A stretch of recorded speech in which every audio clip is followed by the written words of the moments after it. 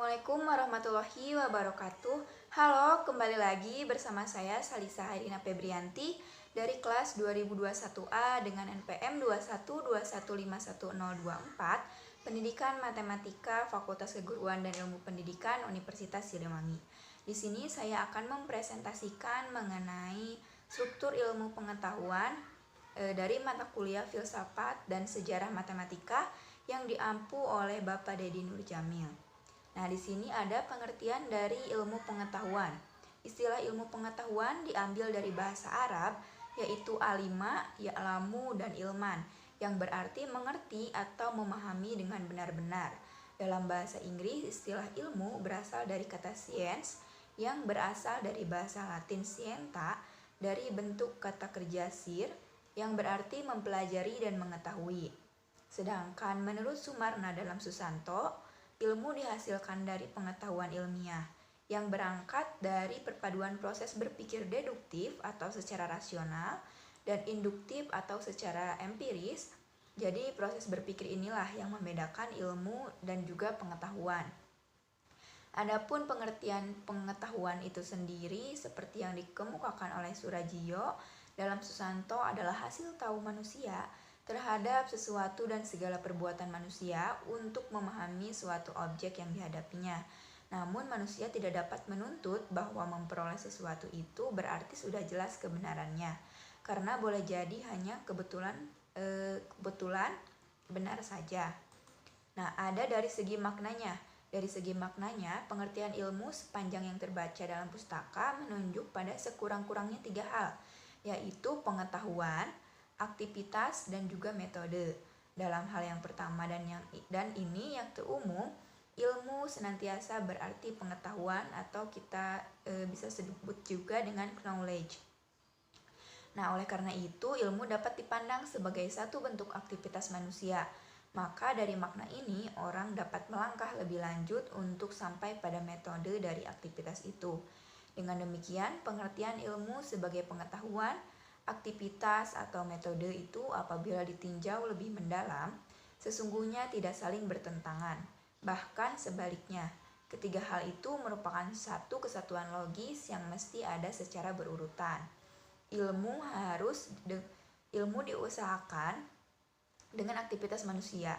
Aktivitas itu harus dilaksanakan dengan metode tertentu dan akhirnya aktivitas metode itu mendatangkan pengetahuan yang sistematis. Nah, di sini ada struktur ilmu pengetahuan. Nah, apa sih struktur ilmu pengetahuan itu?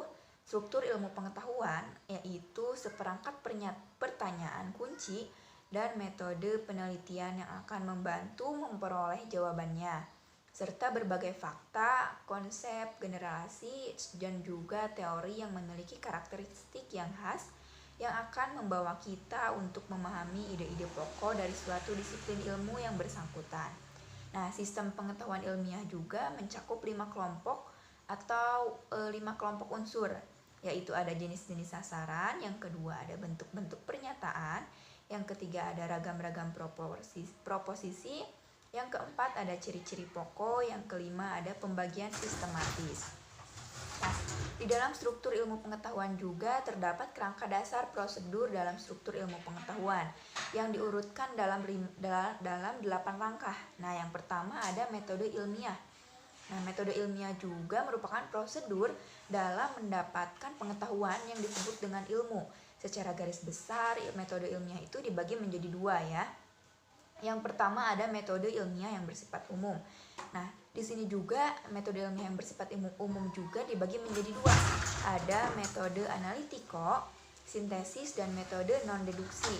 Metode analitiko sintesis ini merupakan gabungan dari metode analisis dan metode sintesis. Sedangkan metode non-deduksi merupakan gabungan dari metode deduksi dan juga metode induksi. Nah, yang kedua ada metode penyelidikan ilmiah. Nah, metode penyelidikan ilmiah itu dapat juga dibagi menjadi 2. Nah, yang pertama ada metode penyelidikan yang berbentuk metode siklus empiris dan metode vertikal atau yang berbentuk garis lempeng atau metode linier.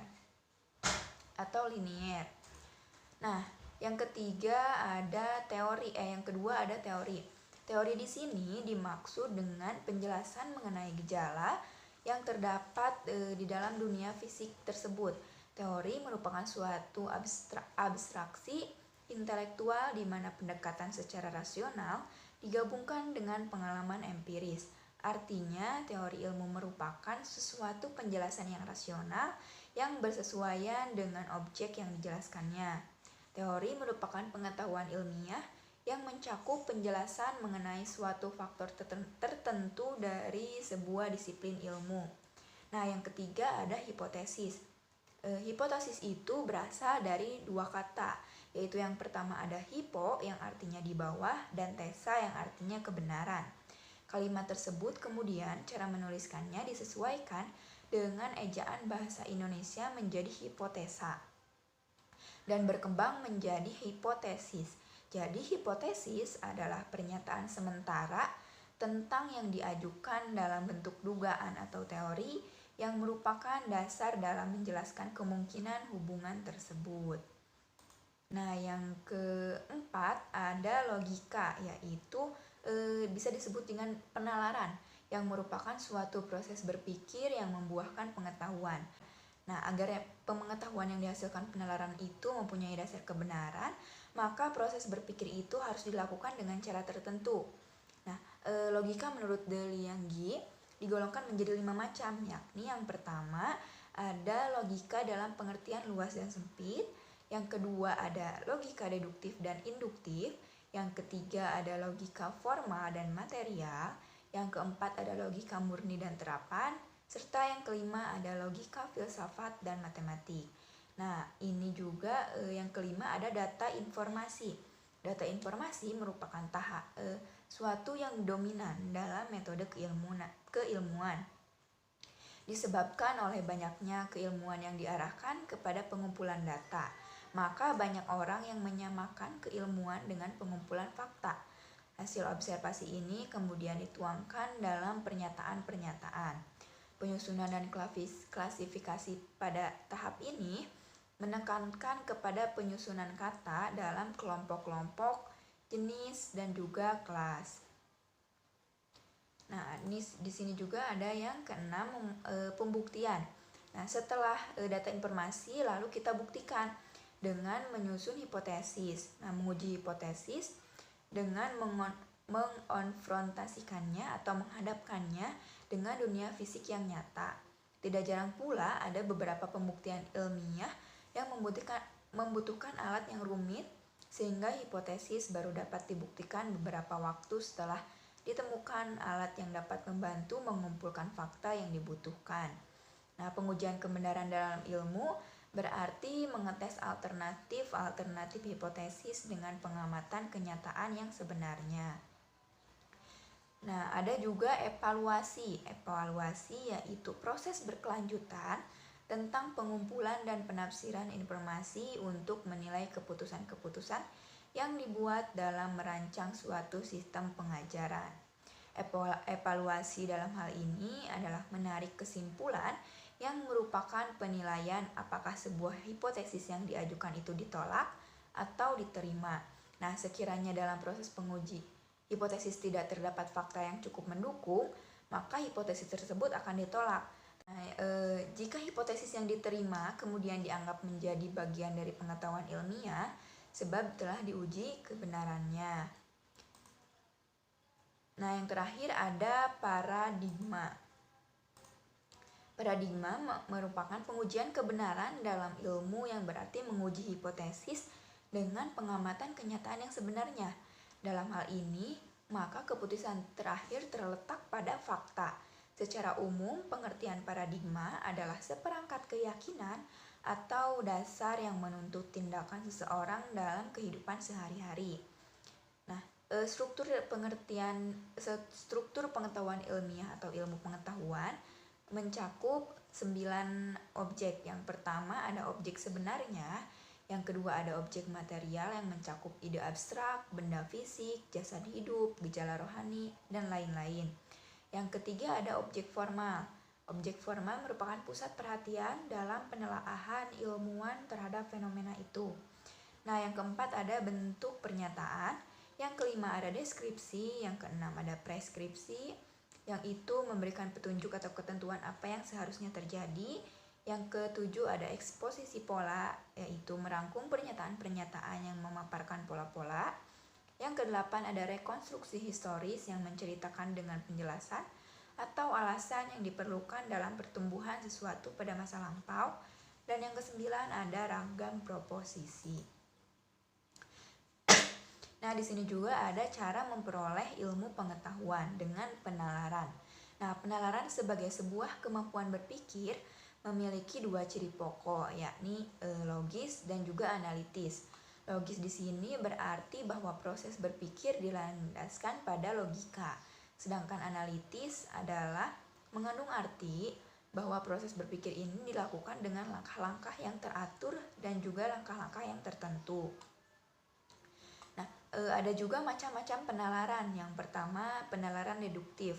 Penalaran deduktif atau juga dikenal dengan sebagai berpikir rasional yang dibidangi oleh filosof Yunani Aristoteles merupakan penalaran yang beralur dari pernyataan-pernyataan yang bersifat umum menuju pada penyimpulan yang bersifat khusus. Nah, yang kedua ada penalaran induktif. Penalaran induktif adalah penalaran yang lebih banyak mengacu pada observasi indrawi atau empiris.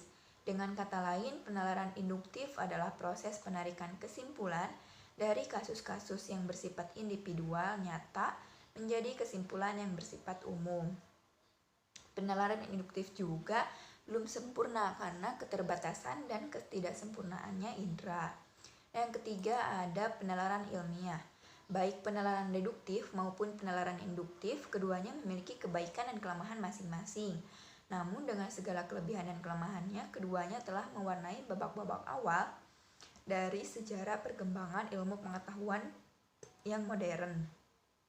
Nah, berdasarkan pada deduktif semata, ilmu pengetahuan tidak akan maju. Demikian pula jika mengandalkan para induktif semata, ilmu pengetahuan bagai berjalan dalam kegelapan. Upaya penggabungan itu dilakukan oleh Charles Darwin yang menggagas teori evolusi saat mencoba menggunakan konsep Malthus yang kemudian menghasilkan teori baru. Dalam hal ini, Darwin menggunakan penemuan orang lain untuk menemukan teori baru. Inilah sebenarnya esensi dari penggabungan deduktif dan induktif. Gabungan penalaran deduktif dan induktif inilah yang kemudian memunculkan penalaran baru yang dikenal dengan penalaran ilmiah. Mungkin itu saja yang dapat saya sampaikan. Mohon maaf bila terdapat kesalahan. Terima kasih. Wassalamualaikum warahmatullahi wabarakatuh.